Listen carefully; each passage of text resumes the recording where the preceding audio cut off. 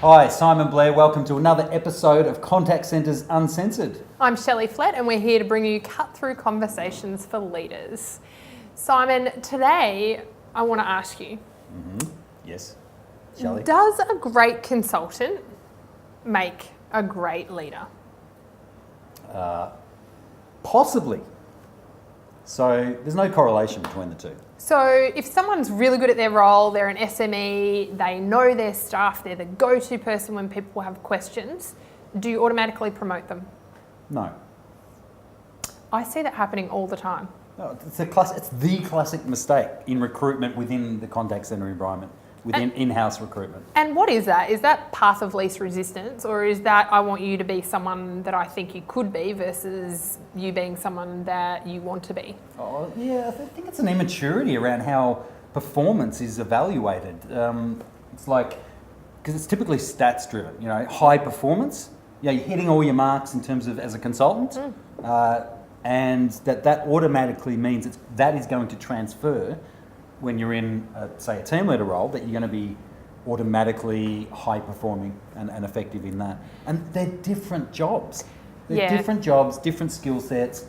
It could be a strong indicator, absolutely, because let's face it, the reasons why the consultant, ideally, if your metrics are designed properly, to drive good experience and business outcomes, that the reason they're getting that performance is they're using those attributes that lend itself very well to being a good team leader. And that you're looking at, to that point, that you do have a combination of stats to go, yes, they're able to perform, but overlaid with behavioural competencies. Yes. So are they exhibiting the right behaviours that would make a good leader? The values of the organisation, because the core facet of a team leader role is to be a good coach, in frontline environments.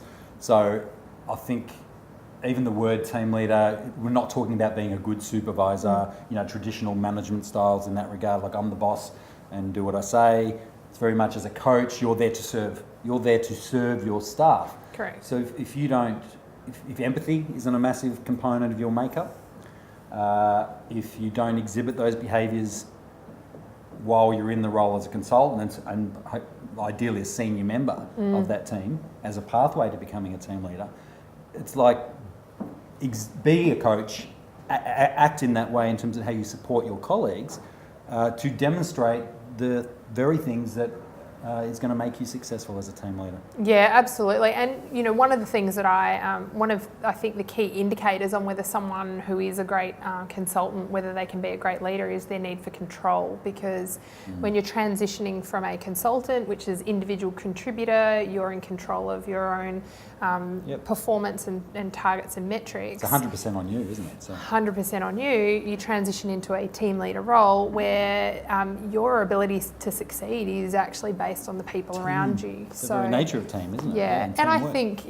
that's one of the conversations that I would have with high performing individuals is, in order for you to get to the next level, which is a team leader role, you need to expand or improve your ability to influence those around you and let go of that control.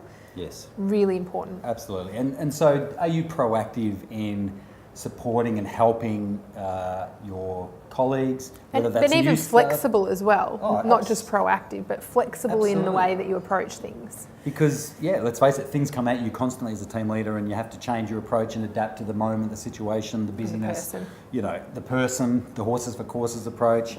If you don't demonstrate a degree of tailoring your service delivery or sales, depending on what environment we're talking about, to each customer, then it's a good indicator that it's not necessarily going to translate to that adaptation you need in the team leader role.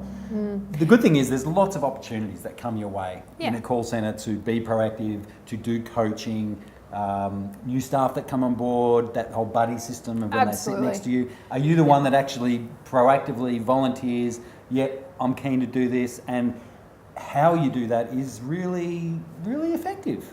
And I think, on top of that is not just taking those opportunities, but knowing as a consultant that I need to take these opportunities to adjust. And this is where it falls onto their existing leader, is that they're praising them for how competent and how well they perform their role, but that they're being quite clear this is not going to get you to the team leader role unless you make some changes to, your adaptability, your awareness and your approach. Yep. And that as a leader, you're coaching them to closing those gaps. Absolutely. And let's face it, if you've got a good manager, a good team leader yourself, then those conversations are happening, as part of your longer term career objectives, well before an opportunity for a formal position comes up. Yes.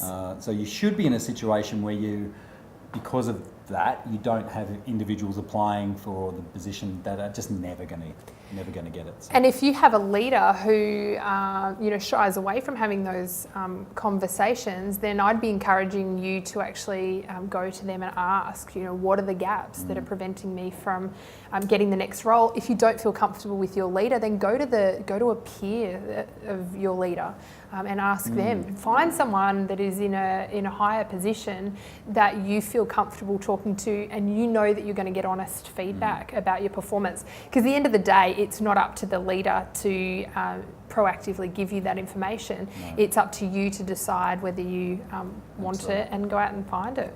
And it's like you can't pick who your parents are, yeah? It's like often in a call centre environment, you can't pick who your manager is. And I've been blessed. I'm here today because the first 3-4 managers I had in my career were all different but amazing in their own way in terms of putting a high standard on me and giving me the support and the opportunities to try things out and to test my capability. And gave you different exposure to things and you were able to just build on your capabilities. Yeah, as you know, having worked in the environment, supported so many different call centre businesses and operations, there's a lot of team leaders out there that don't do that for whatever reason. And those staff who have those managers, unfortunately, have that constraint. Yeah. So exactly, that advice you gave, it's so important to recognise, is your manager able to provide those opportunities and give you the leg up. Absolutely. Give you the chance to be successful. And so, in response to the question itself, does a great consultant make a great leader? Absolutely.